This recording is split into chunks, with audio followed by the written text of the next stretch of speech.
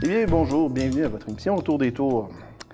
Plus que quelques jours avant les séries de festivités qui agrémenteront la ville de Montréal, également qui partiront d'ici quelques jours, dans le fond, du Grand Prix du Canada, qui s'offriront à l'île Notre-Dame et finiront par le Festival Mutec. Il s'agit d'un des éléments ou un des emplacements les plus incontournables que vous puissiez connaître. Il s'agit du quartier des spectacles et également un endroit assez particulier qui est chapeauté par ce quartier-là, qui va être les Jardins Émilie-Gamelin. Donc, j'ai ici avec moi M. Frédéric Carvadec, qui viendra nous entretenir, dans le fond, de ce sujet. Bien, merci beaucoup. Bonjour, merci. Frédéric. Bonjour, merci pour l'invitation. J'en prie. Et en définitive, qu'est-ce qui est le partenariat du quartier des spectacles? C'est quoi exactement? Alors, le partenariat du quartier des spectacles, c'est un organisme qui est mandaté par la Ville de Montréal pour gérer, animer et promouvoir le quartier des spectacles. Donc le quartier des spectacles, c'est vraiment un quadrilatère au centre-ville de Montréal qui se situe qu'on connaît tous quand même. On connaît entre de René Lévesque à Sherbrooke et de Bleury environ jusqu'à la rue Saint-Hubert. Qui est aux alentours de la place des Arts. Oui, la place des Arts, c'est vrai que c'est un des centres névralgiques des quartiers des spectacles, mais c'est vraiment toutes les places publiques qui composent ce quartier que le partenariat a pour mandat d'animer, de gérer. Donc c'est vrai qu'on accueille beaucoup d'événements comme les Franco qui commencent dans quelques jours, le Festival de Jazz, Nuit d'Afrique. Et puis aussi, en dehors de la saison estivale qui est très occupée, on anime aussi les différentes places publiques, les lieux de ce quartier, dont le fameux projet des Jardins Gamelin dont on va un peu parler aujourd'hui. Donc, nous avons vu, dans le fond, un peu, de manière très brève quand même, c'est-à-dire le rôle du partenariat du quartier des spectacles et également, donc, quel est le rôle, justement, des Jardins Émilie-Gamelin à travers cet organisme-là? Oui. Alors, les Jardins Gamelin ont lieu donc, à la place Émilie-Gamelin. Donc, c'est une place qui est quand même réputée assez difficile à Montréal, un lourd passé, mais c'est une place que le partenariat a comme mandat d'occuper. Donc, avant que les Jardins Gamelin existent, il y a eu quelques tentatives d'occupation par des expériences culturelles ou artistiques, mais des petites tentatives.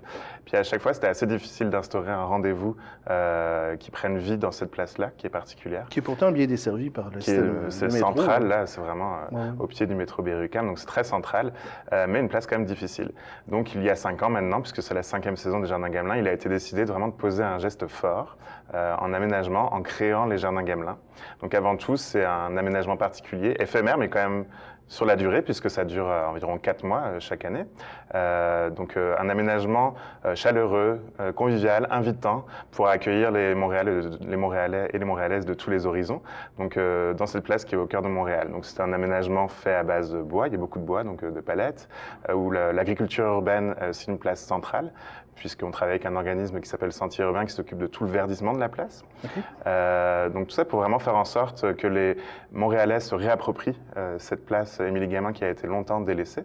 Donc c'est avant tout un projet de réappropriation de cette place publique. Et puis pour que le public soit au rendez-vous justement, il faut aussi accompagner le projet d'une programmation artistique et culturelle au quotidien. Donc tous les jours, on peut se rendre au Jardin Gamelin et pouvoir assister à différentes activités artistiques et culturelles.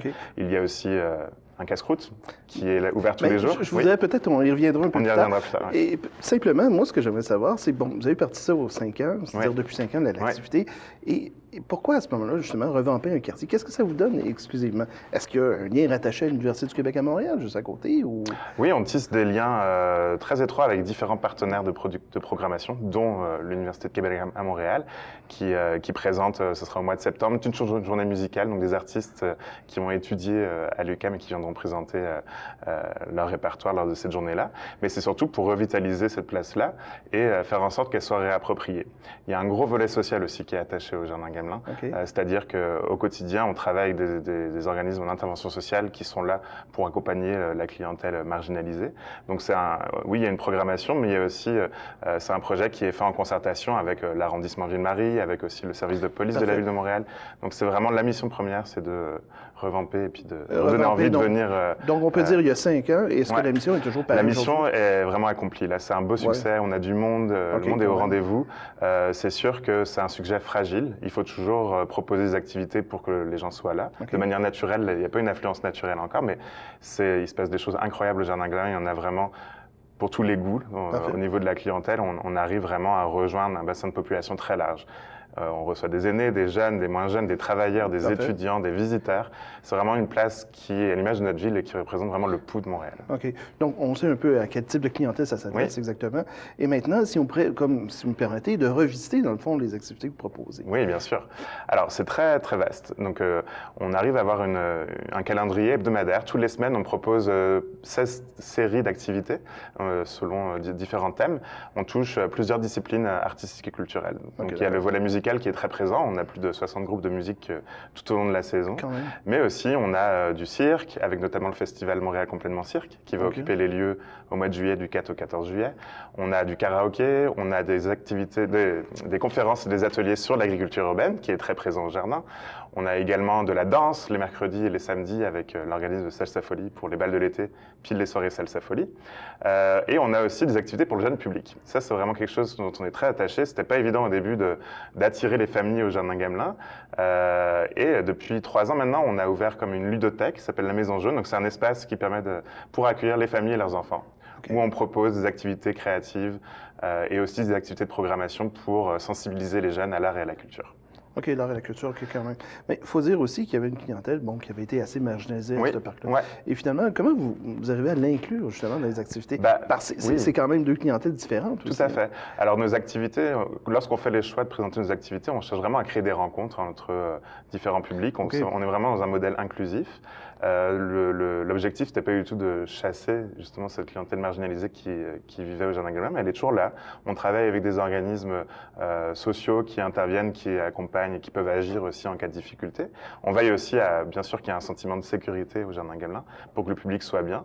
Donc, c'est vraiment une cohabitation avec différents types de populations. Et la beauté, c'est que ça fonctionne. C'est que des personnes, je pense, qui n'auraient jamais imaginé revenir ou en tout cas participer à ce genre d'activité au Jardin Gamelin le font aujourd'hui, notamment les familles. Et on est très, très contents de ce succès-là. Parfait. Donc, en terminant, comment on peut vous rejoindre et comment on peut consulter, dans le fond, le calendrier de vos activités? Oui, alors on a un site internet, donc jardingamelin.com. Et sur ce site, vous pourrez trouver l'intégralité des informations. Donc, il y a un calendrier pour découvrir chacune de nos activités. On peut faire le tri par date, mais aussi par mots-clés ou par série thématique d'activités. Donc, c'est vraiment le meilleur moyen de retrouver l'intégralité de notre programmation, puis aussi sur les réseaux sociaux, Facebook, etc. Parfait. Bien, merci beaucoup d'être passé autour des tours. Merci à vous. J'apprécie.